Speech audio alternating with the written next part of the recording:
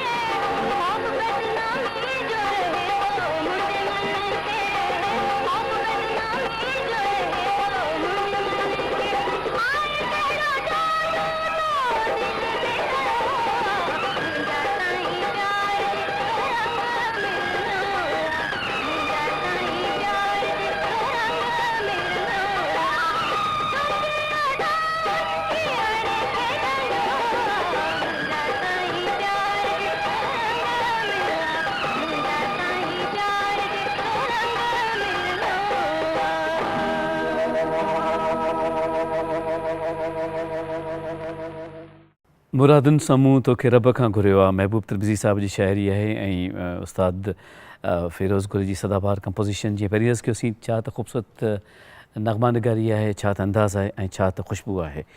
Profile पेश करणु चाहियूं था उस्ताद फ़िरोज़ गुल जो। फ़न मौसीक़ीअ जे अरबी घराणे सां तालुक़ु रखंदड़ फ़िरोज़ गुल 16 जून 1943 ते हैदराबाद में ॼाओ ऐं इब्तिदाई तइलीम हासिलु करण सां अकाडन वॼाइण जो जुनून खे सभिनी साम्हूं निर्वार करे वियो। पंहिंजे वालिद साहिब अरीम बख़्श शेख सां गॾु हुन 10 सालनि जी ॼमार खां ई परफॉर्मेंस ॾियणु शुरू कई, पर 1966 में खाई रोड हैदराबाद ते सोहेल राणा सां गॾु फ़िरोज़ाना म्यूज़िकल क्लब खोलणु ॾियणु हुन लाइ हिकु अहम उञाण बणिजी वियो।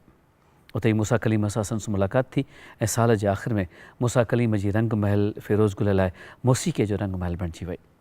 रुन लैला जी आवाज़ में मुंहिंजा प्यारा पिरी हुस्न वारा पिरी संदसि पहिरीं फ़िल्मी कंपोज़िशन रही ऐं उन खां पोइ सॼी हयातीअ मौसीक़ीअ जो पिरी फ़िरोज़ गुल जे हथनि में हुस्नाक रहियो। नग़मगी वटि हद हुई ऐं कीबोर्ड्स संदसि आङुरियुनि में पाणीअ जियां सफ़र कंदा हुआ। फ़न मौसीक़ीअ जो ॼाणू हारमोनियम जी छेड़ मां ई सम्झी सघे थो त इहो फ़िरोज़ गुल ई थी सघे थो। हुन 15 अक्टूबर 1996 ते न्यूयॉर्क अमेरिका में वफ़ात कई ऐं हैदराबाद में आरामी आहे।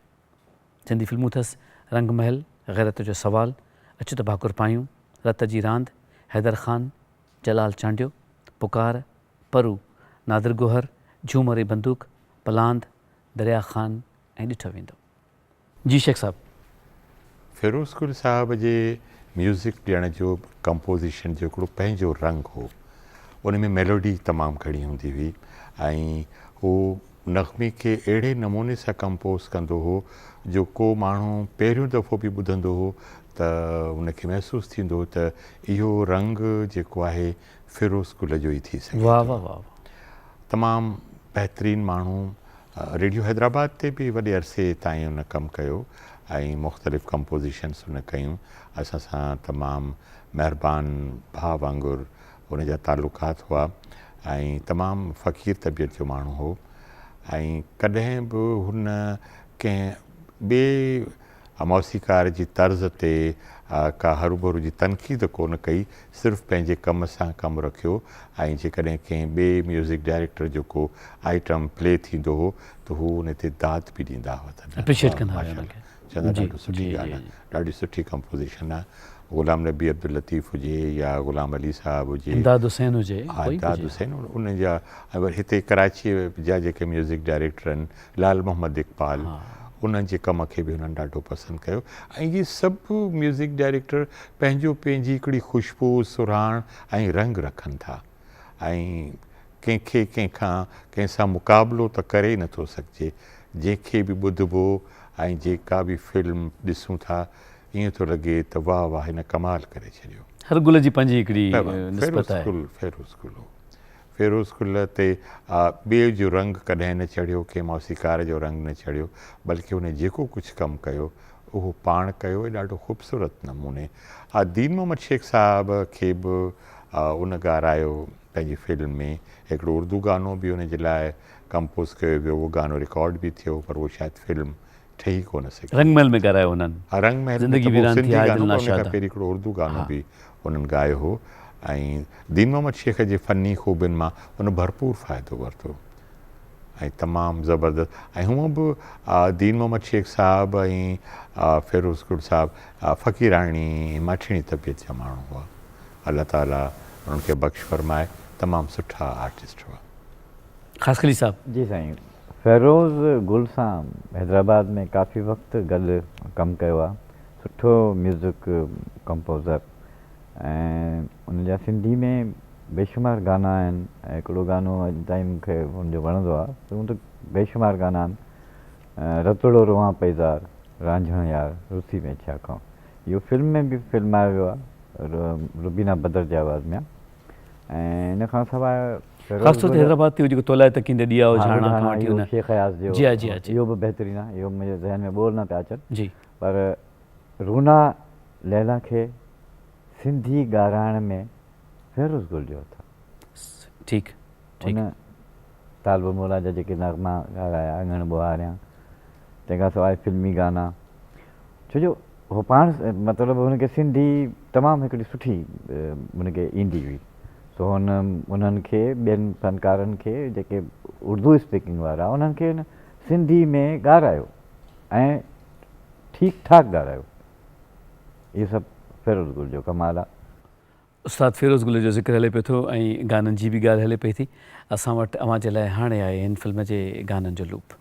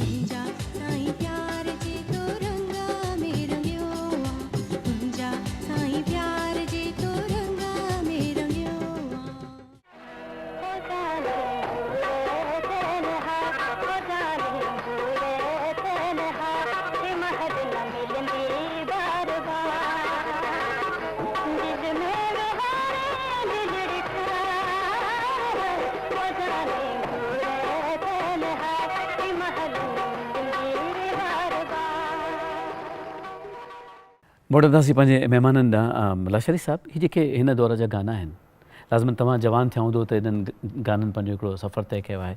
तव्हां छा था सम्झो त तव्हांजे नस्ल जे दोस्तनि खे इहे गाना केतिरा यादि आहिनि?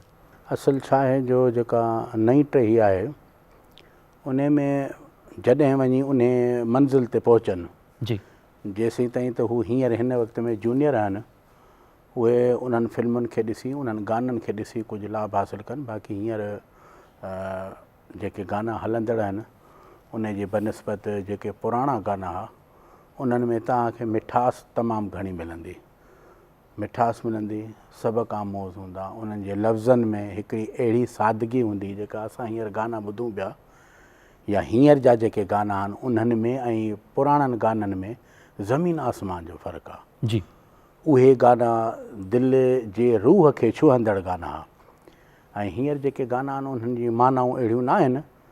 पर हाणे छा आहे जो वक़्तु ऐं हालात खे ॾिसंदे हू पंहिंजे वक़्त जा मशहूरु ऐं सुठा गाना हुआ। हींअर वरी जॾहिं वञी उहे पुराणनि गाननि खे ॾिसनि ऐं सम्झनि, जी, असुल ॻाल्हि इहा आहे त नई टही सम्झे जॾहिं वञी उन्हनि गाननि खे। ठीकु आहे। सो उन हवाले सां वॾो फ़र्क़ु आहे। महिमान जी गुफ़्तगू गाननि जो ज़िक्र ऐं असां वटि तव्हांजे लाइ हिकिड़ो गानो आहे जंहिंमें ईअं ई आहे त वक़्त जी निस्बत सां शायदि माण्हू पंहिंजे पाण खे फुराए वेहे थो। दिलि ॾी फुराए मूं त प्यारु कयो ऐं बसि ईअं थियो त वक़्तु इन्हनि सभिनी गाननि खे ॾियण असांखां फुराए वियो। मौजूदु त आहिनि पर असांजी जेका राग जी दिलड़ी आहे शायदि कुझु हेॾा होॾा थी वई आहे। चाहियूं था त हिन गीत खे सभु गॾिजी ॾिसूं।